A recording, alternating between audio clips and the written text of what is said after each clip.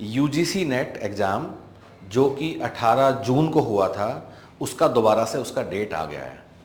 सो 18 जून वाला पेपर हम सब जानते हैं कि कैंसिल हो गया था और सब लोग परेशान थे कि दोबारा होगा, कब होगा, दिसंबर में मर्ज तो नहीं कर देंगे। पर फाइनली उसका डेट हमें पता चल गया है, तो मर्ज नहीं हो रहा है। तो जून वाला जून 24 का एग्ज़ाम होगा, लेकिन होगा कब वो? अब वो अगस्त के लास्ट में होगा। सो 21 अगस्त से सितंबर फर्स्ट वीक के बीच में, एग्जैक्ट डेट अभी आना बाकी है, तो मोटा मोटा टेंटेटिव हमें बता दिया है। तो आप मान के चलो कि अगस्त के आखिरी हफ्ते में यूजीसी नेट का आपका एग्ज़ाम होगा, या फिर वो सितंबर के पहले हफ्ते में हो सकता है। सो गाइस, सबसे पहली बात तो एक काफ़ी बड़ा एक चेंज भी है। चेंज क्या है कि पहले अपना एग्ज़ाम पेपर बेस्ड हुआ था, ये अब दोबारा से फिर सीबीटी हो गया है। सबसे बढ़िया तो सीबीटी का मतलब क्या है कि 8-10 दिन पेपर चलेगा, उसमें तुम्हारा सब्जेक्ट का होगा। Again we are back to दो typical NTA style, typical NTA days, जिसमें कि यूजीसी नेट होता है। सो पेपर बेस्ड जो एक ही दिन में सारी कहानी खत्म हो जाती थी, वो अब नहीं होगी। Again we are back to computer based. इस वाली बात को आप लोग समझ लीजिए। सेकेंड थिंग, अब एग्ज़ाम आ गया है अभी, और एग्ज़ाम कब होगा? अगस्त के एंड में होगा। अभी हम लोग कहाँ हैं? अभी हम लोग हैं जून के एंड में। मतलब क्या है? मतलब कि 2 महीने का समय बाकी है। तो अब ऐसे में हम लोग करें क्या? Let's understand that. सबसे पहली बात कि जो जो दिसंबर को टारगेट कर रहा है ना, उन लोगों से तो हमारा सजेशन ये है कि वो अपना प्लान को चेंज करने की कोशिश मत करें, ठीक है? वो अपना जो प्रिपरेशन का तरीका है, जैसा उसने प्लान बनाया कि 3-4-5 महीने अपना सिलेबस ख़त्म करेंगे, डिपेंडिंग अपॉन कौन किस लेवल पे है, तो आप सब लोग अपना इस इवेंट के कारण कुछ बदलाव मत करो। नहीं तो आप फंस भी सकते हो कि ना इसके काबिल रहोगे ना उसके काबिल रहोगे। आप अपना वैसे ही करो। यूजीसी नेट का एक सिग्निफिकेंट सिलेबस होता है, उसमें थोड़ा कवर करने में समय लगता है। अच्छा खासा सिलेबस है। ऐसा भी यूजीसी में काम नहीं करता कि कुछ टॉपिक्स करके चले गए, पेपर भी सब जगह से आता है। सो जो दिसंबर वाले लोग हैं वो इस घटना को ज़्यादा इग्नोर कर दें। पहली बात तो ये है। तो इसका क्या यूज़ कर सकते हैं वो लोग? इसको एक मॉक टेस्ट का तरह प्रयोग कर सकते हैं।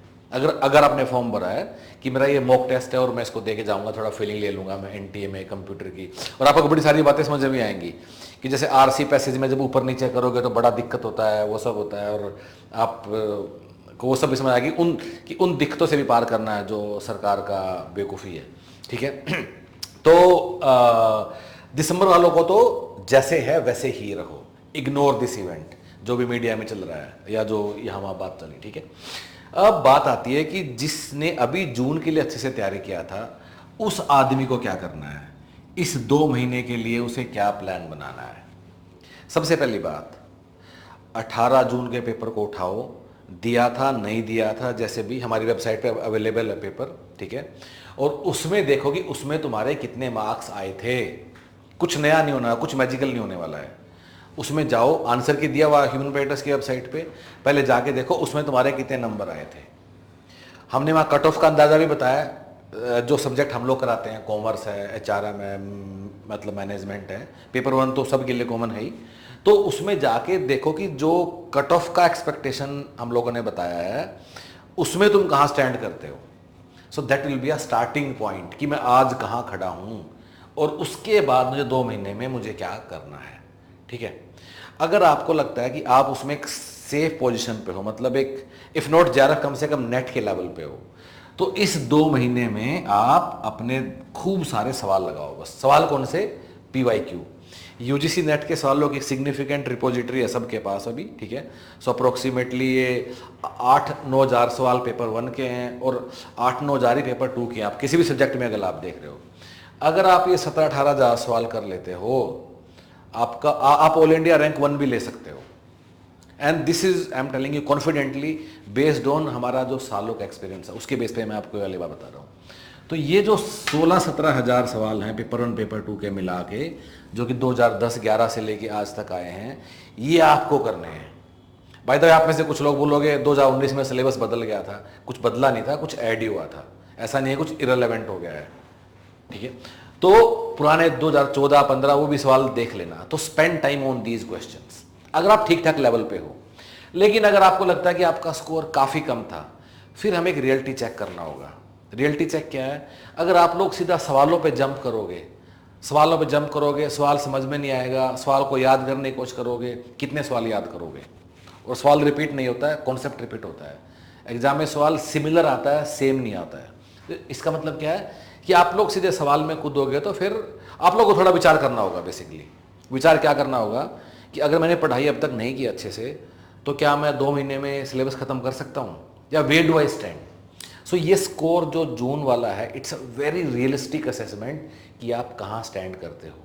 अगर फिर आपको लगता है कि नहीं मैं इसमें काफ़ी अभी कम हूँ, कोई बात नहीं, फर्स्ट एक्सेप्ट द फैक्ट कि इसमें मैं काफ़ी कमज़ोर हूँ अभी, लेकिन कुछ जादू भी 2 महीने में नहीं होने वाला है, तो अपना दिसंबर के लिए टारगेट करो, कोई बात नहीं। अगस्त और दिसंबर में कोई ज़्यादा गैप नहीं है, 2-3 महीने का ही गैप है, ऐसा कोई आफत नहीं आ जाएगी तब तक। आप फिर आप दिसंबर के लिए प्लान करो and go back to your concepts. पहले इस चीज़ों को समझो, फिर अपने सवालों पे आओ। सो गाइज ये करना आपको, and this is what you have to do in light of new exam dates. Before I go, आखिरी बात, आप कोई बुक पढ़ रहे हो, कहीं से कोचिंग ले रहे हो, कुछ भी कर रहे हो, एक बार ह्यूमन पैरेटस का जो लर्निंग मैनेजमेंट सिस्टम है उसे एक दिन के लिए जरूर ट्राई करना। Get in touch with our team, there is a link given in the description below, उस लिंक पे जाओ, उसको क्लिक कर दो, that will connect you with our team via WhatsApp chat. Get connected, हमारी टीम से आप बात कर लो, तो आपको एक दिन के लिए फॉर फ्री एक्सेस दे देंगे। ट्राई इट फॉर 1 डे और आप दुनिया में बाकी सब चीज़ें भूल जाओगे। So guys, all the best, do well.